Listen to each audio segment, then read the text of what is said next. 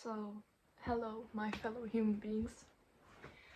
Um, I hope you're doing okay.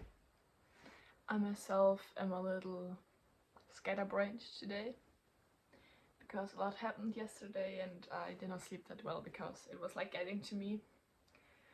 Um, my hair is kind of not doing what I wanted to. So, what happened yesterday? So, I'm looking after my uncle's chickens because he's on a work trip. And yesterday I went to feed him and sadly one was deceased and was missing a head. I suppose a fox came and killed it. And yeah, it got to me because first of all it was very gruesome to watch a headless chicken. I'm vegetarian, so I choose not to eat animals, and therefore that kind of really got to me. But I think there's also an upside to the story. It reminded me of that we are all like about to die sooner or later. Memento mori, it's like Latin for be aware that death is coming for all of us, or that death is all around us all the time. And I guess it's just kind of, the circle of life, that a chicken gets eaten by a fox and a fox dies, and it's the circle of life, I guess. But it's still kind of, stuck with me. Yeah, because it reminds me of that we are all dying sooner or later and that our lives are so fragile. But I'm gonna do the Q&A now. I actually started it yesterday, but because I was burying the chicken in the rain, I did a little funeral for the chicken, which was quite beautiful. But my phone got into like rain, or like water got into my phone, and the audio was kind of cracked up. But now it's working again, and that's why I'm redoing the Q&A. And I don't mind it, honestly. I really enjoy answering your questions. You guys have really deep questions and fun questions. So, and today I got someone keeping me company. It's my childhood teddy bear. And I think he's the most valuable possession I have. I love him very much. He's been there through the highs and the lows, and I hope he's gonna be at my side forever and ever. So, let's go. I'm so sorry if you're bothered by that one hair sticking up, but my hair just seems to have his own plan today. Yeah, okay. So let's start. What's your favorite film? And has there been a film that has affected your life the most, and how you see it, and why did it? First of all, I love movies so much, but I can't limit myself to one particular movie because I feel like every movie has like a different approach to a different topic, and every movie has a moral of the story. And if you really pay attention, you can learn from every movie. And therefore I just can't limit myself, because I watch some movies because they're like aesthetically pleasing. For example, Wes Anderson movies are very, have very oversaturated colors, and that's beautiful to watch. But on the other hand, like when it comes to moral of the story and just storytelling overall, I'd say 3 movies I watched recently or have liked for a longer time are Perfect Days. It's like about beauty in the ordinary, finding beauty in the ordinary. It's a little slow at the beginning, but I think that's actually what makes the movie special. I'm so sorry, this hair is annoying me very much. But I guess that's just what it's doing today. And the second movie is Captain Fantastic. I've watched that one recently. I got lured into an obsession with like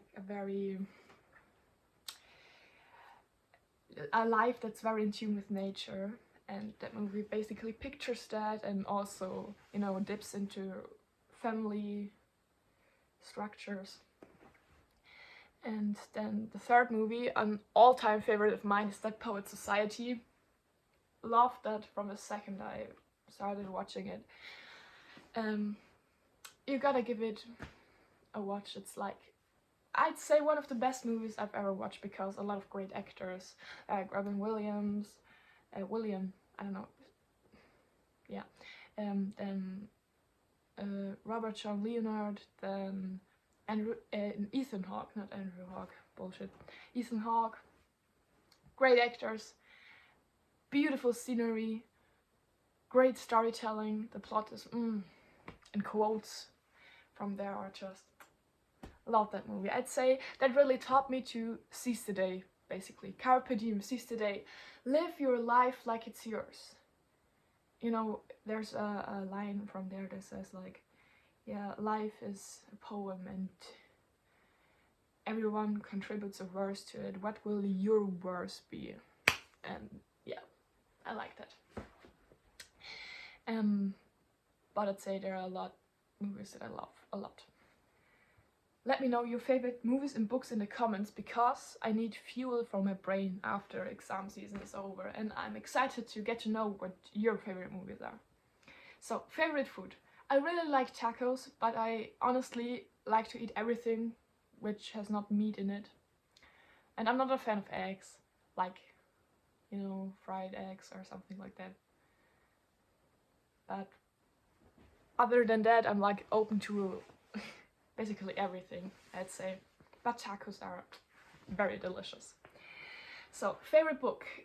I can't limit myself to a book either. I think every book has like a value. But I really enjoyed reading If We Were Villains. It's like Dark Academy, Shakespeare related. And currently I'm reading Walden, which I found to be very interesting, but it takes me a lot of concentration to read it, because it's like written in a very sophisticated language. But Henry David Thoreau is an amazing philosopher, so therefore really like his view on the world. It's teaching me a lot. Favorite color. I like almost every color, but mostly like colors that appear in nature a lot. Green is probably my favorite. This kind of green, actually. I love that. What is your favorite song? The Night We Met. But I have to say, I love so many songs. I could never list them up on here. So I'm just gonna tell you 3 songs that I liked for a longer period of time, because often, you know, you're obsessed with one song for a week or so. But I'd say The Night We Met, 161 by The Guest List, and Stand By Me. Mostly because of the movie. I love the movie Stand By Me. And then movie recommendations in the German language. All Quiet on the Western Front. It's a movie about World War I and what it does to people. It's actually an autobiography based on a book. And funny story, a classmate of mine met the actor from the movie All Quiet on the Western Front, and the actor said the movie or the work on set really got to him, so that it kind of messed up his psyche and life, and he really wants to live that in the past. And I find it to be very admirable to work on such an intense movie for such a long time and do such a great job, because he did the movie justice. And then other movies I like are Goodbye Lenin and Bias Candias. Daniel Brühl is like the main character in those. Maybe you know him. He's like a German actor who also, you know, had kind of international success. Yeah, great actor. Recommend those movies. And Schindler's List, of course. And then a movie that's only like in German. It wasn't like translated to English. It's called Wann wird es endlich wieder so wie es nie war. It's just a very fun movie. Saw it in the cinema a few years ago. Really liked it. Next question. Which place is at the top of your travel bucket list? Honestly, I'm not picky. Everywhere I get a chance to travel to, I'm gonna travel to, because I love meeting new people, I love culture, I love nature all over the world. But I'd say if I could choose Ireland and Canada, because I really like, you know, the scenery there. And it's not a place, but I want to see the Northern Lights at one point in my life. That would be amazing. I don't know what this hair wants to do today. It's not sitting where it's supposed to. Yeah, that's all I have to say about the places I want to travel. Oh gosh, it's starting to annoy me. So, sit there. So let's move on. Are you introvert, extrovert, or ambivert? I'd say it depends on the situation. And in general, I'm not a fan of, you know, putting yourself into categories and, yeah, in boxes. So I'd say I get my energy from being alone, but also from being with people. But I prefer to be alone, honestly. But I still like to be with people, so I think I'm something in between. But I think, you know, categories can help you to find out who a person is in a very short amount of time. But I think nobody fits a category perfectly. So I think we need to get to know the individual and not put them into boxes and categories. I think that's important for every situation in life. Not only, you know, asking me if I'm introvert, extrovert, or ambivert, but I'd say something in between. Then, how would you describe yourself? That's such a hard question. I really can't answer that. To the person asking the question, you got me. I think it's so hard to describe who you are without, like, things that define you, like where you live, what's your name, what's your hobby. But about my character, I'd say something that I've, you know, realized recently is that I'm very honest or genuine. And with that I mean I am physically not able to put on an act. I'm not able to pretend to be someone I'm not. Recently only. And I always try to be mysterious. But that's not possible. I'm just myself in every situation, even though I try to be a little more sophisticated and mysterious. But I guess that's just who I am. And I used to be annoyed by that personality trait of mine, but now I kind of accept it. Yeah. But it's a hard question. How would you answer that when somebody asks you how would you describe yourself without, like, aspects like hobbies or your name? Hard question. So, best experience in life. I won't limit myself to an experience either. I can't do that because I think the beauty of life is the combinations of ups and downs, of starting something new, of ending something, of leaving, of having beautiful, joyful moments. So I'd say the best experience in life is life itself, because I feel like this combination of good and bad, of up and down, is so precious and so unique and fulfilling. And therefore I would say life itself is the most beautiful experience, even though we think it's not in certain moments. But you know, if you haven't been at your lowest, you can't get better. So I think it's complementing each other very well. So, am I a spiritual person? Yes, very much, but I won't dive into that because I would sidetrack and this video would last an hour or so. But I made a bunch of videos where I dip kind of into my spirituality. So if you want to give that a look, you're very welcome. Or if you have other questions concerning that, I can do a video on it. Moving on. What makes you think so introspectively? Hard word to pronounce. Introspectively. I think you spelled it like you're falling down the stairs. Introspectively. Maybe not quite there yet, but you know, we're trying. It's not my first language, so have mercy. Was there a trigger such as reading, movies, or a life event, or have you always felt this way? I think it's a combination of I that's just who I am. As a child, I was always seen as the lame one because I was aware of the whole picture and not like the fun part in the story, which made me kind of feel like an outsider back then. But now I'm very grateful for that gift, I'd say. I was at a healer once because I had issues with sleeping and integrating with people, and he told me that I'm an old soul. He's like a guy who can see more than others. He's like reading your aura and stuff. I was very desperate for help, so I tried like everything, and actually he helped me the most because he gave me answers and said, "Jack, you're a very old soul and therefore you see the bigger picture more," which can lead to loneliness, but it's always like an advantage when it comes to mastering life.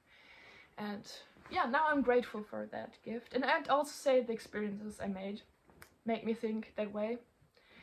Because, you know, you are the person of everything that, the combination, that, let's start over. The person you are today is the combination of everything that happened to you and everyone you met. And therefore I think the things that happened to me, even though they were not very pleasant back then, make me the person who I am today, and therefore I'm kind of grateful for that, I'd say. And yeah, I'd say experiences. And also the realization that somewhere, someday we're gonna die and there's not a price for life. Nobody comes and says, "Congratulations, you've mastered life." That's not gonna happen. Therefore, it's... Oh gosh, I'm so sorry, my hair is so annoying today.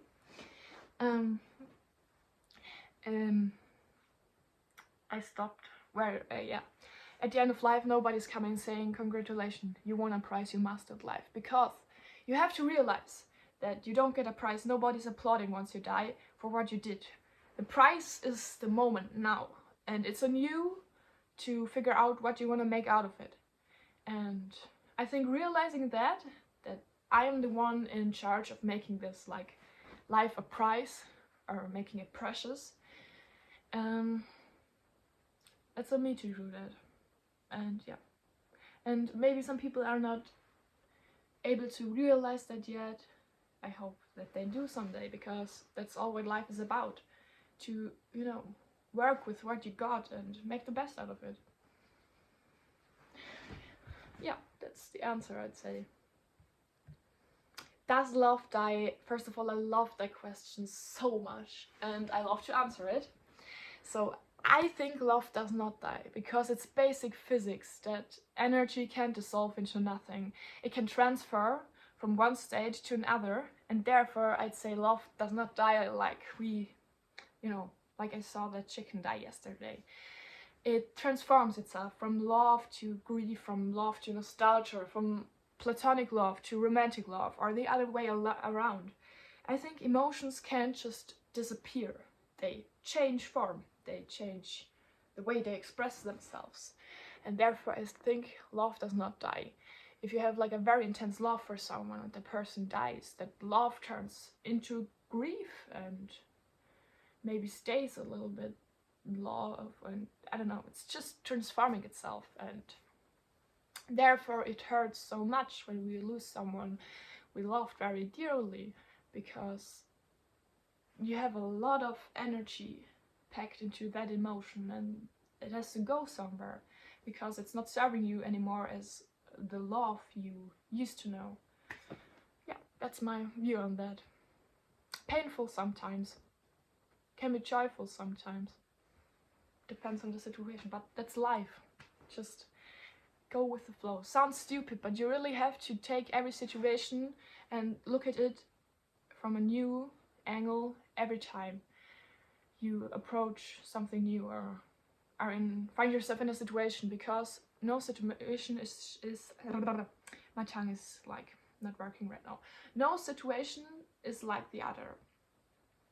So you kind of have to start new every time. Maybe you have more experience, but it's always a new start. Moving on.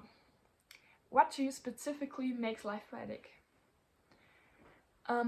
I'd say once again being aware of the whole picture, like seeing that it's on you to make your life precious. I mean, every life is precious because you're breathing and that makes a difference. Because, for example, I'm existing, I'm a daughter. That makes a difference in my parents' life because they have a daughter, they have me as a daughter.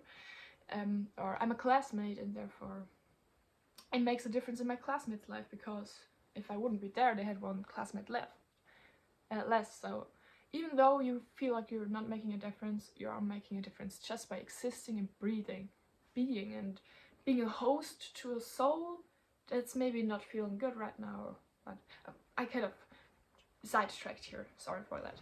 But what to you specifically makes... Oh, I'm so sorry, that camera just dropped. I don't have a thing to hold my camera, it's just a chair on my bed. So I'm sorry for that. But what do you specifically think makes life poetic? I think recognizing the little things, appreciating the little things, and experimenting with yourself, and to be a bunch of versions of yourself.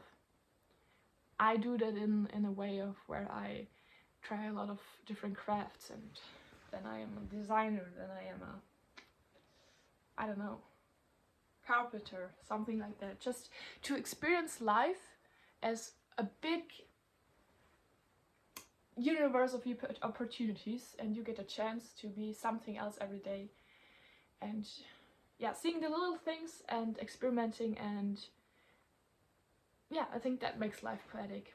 To realize that it's not that serious, that you could move into the woods and live off of berries and herbs every day, because you have you have a will. You can do whatever you want with yourself, and you can love someone, and you can, I don't know, just being aware of what you're capable of and seeing the little things. That makes life poetic for me. Let me know what makes life poetic for you. And I also think trying your best in every situation, like acting in your best, in the way you could do best at the moment. Like if you look back and think, oh, I could have done better, no you couldn't, because then you would have done better. At that point you only had a certain amount of resources and a certain amount of knowledge you could, get information from, so you did your best in that moment. So no reason to shame your past self because you didn't know better. Yeah. Interest in poetry. If you're feeling comfortable enough, could you share a poem? If not, can you tell us your favorite poets? I will share a poem soon, I think. Poems are always like a way to, work through your emotions. And I think I need to wait till they're kind of old or older, and that wound is like closed up, so I can show it to you. But I will soon, probably. After exam season is done, I'm gonna show you my music and my poems, probably. And favorite poets. I can't say that I have favorite poets, but poems I love are Kinder the Man by Althona Davis, The Road Not Taken by Robert Frost, and I also like Edgar Allan Poe a lot. I like his way of speaking, talking, writing. Yeah. Somebody asked also when we were seeing your poetry and music, I kind of answered it now. Then future, any idea what kind of job you're looking to do next year? I'm volunteering next year abroad, hopefully when I get the job. Either in a facility, after school facility, or on a farm, depends on which job I get. And yeah, that's what I'm looking forward to doing next year. And what do you do for a living? I'm going to school. That's my job right now. I've worked few part-time jobs and summer jobs, like in a retirement home, cafe, restaurant, yeah, that kind of stuff. Do you believe in past lives? Yes, I do. I made a video on that. If you scroll down my history, you can click into that if you're interested. Has technology damaged or strengthened the bonds that humans have? I think, first of all, damaged and then strengthened. Because human beings need to adjust, and when we have something new, we always, get addicted to it, and it harms our life, the way we treat each other. And I think we also need a lot of time to adjust to things. So I think, first of all, it damaged connection between human beings, and then now we have the chance to, learn from it and get better, and learn how to deal it or limit technology for ourselves, to keep ourselves safe. I myself like to be offline a lot, or try to be. So yeah, that's what I figured out about technology. So how should we treat people who are mean to us? Not the way they treat us. I think if you're mean, you are very hurt and have not made enough experiences to recognize what it can do to a person. So I think, first of all, realizing that the person that is hurting us is so hurt themselves. Second thing, realizing that it's not about us, it's about them, and realizing that, just don't let them get to you. Now it's harder to say than to do, but don't let them get to you. And yeah, I always kind of am sorry for the people who are mean to others, because I feel like they're hurt so much and they don't even realize it. So don't treat them the way they treat you. Realize that it has nothing to do with you but with them, and yeah, don't let it get to you. It's not about you, it's about them. Then, can you learn from others' mistakes? I think partially. You can learn in the way that you see somebody doing something and then you see the outcome. But I think you need to go through emotions yourself, through a situation yourself. You need to fail yourself. There's no such thing as failing. Every failure is, a step closer to a better version of yourself. I think you can see it, but once you're in that situation, it's on you to learn from your mistakes. So partially. I think you have to go through experience stuff yourself in order to learn from it. If an almighty God could answer one of your existential questions and it would be so rational that no one could question or debate it, what would it be? Honestly, I wouldn't know what to ask him, because I think every question I have gets answered by life itself or my experience in life. And the answers change, and I think that's the beauty of life, this, quest of finding stuff out or searching answers for questions we have. So I wouldn't ask him anything. I would ask him to do world peace and to remove such thing as greediness for money and power. Because I think that's the source of all harm, greed, like being greedy. Like wanting more and more and neglecting others. What do you think about LGBTQ and homophobia? I think that love is love. Homophobics are only scared of what they don't know, and I don't get why a lot of people try to interfere with other people's business when they're obviously happy and it's not affecting you in any way. I once saw a debate on TV, or it's a meme rather. Person is saying, yeah, we have this person here, he used to be a girl, now he's a boy, and we have someone who says that's wrong. Then he asked the trans person, are you happy? And he said, yes, very much. And then the other said, but Jesus, and then the commenter was like, okay, thank you, that's enough. All I needed to hear was that this person is happy with his new life, so end of debate, that's all we need to know.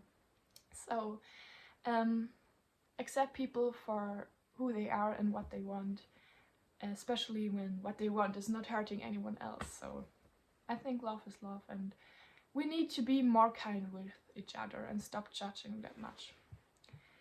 Where are you from and what is your name? Austria, my name is Teresa.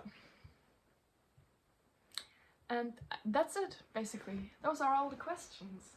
Very excited that we did that. It was honestly a lot of fun. I'm sorry for my hair doing not what it's supposed to. I imagine it to be annoying to watch it move on screen, but you have to live with that now. Yeah, I hope your questions are answered. If not, let me know. Let me know your favorite movies and books and your opinion on those questions. And see you soon. Thanks for stopping by, my fellow human beings. I'm sending love to you.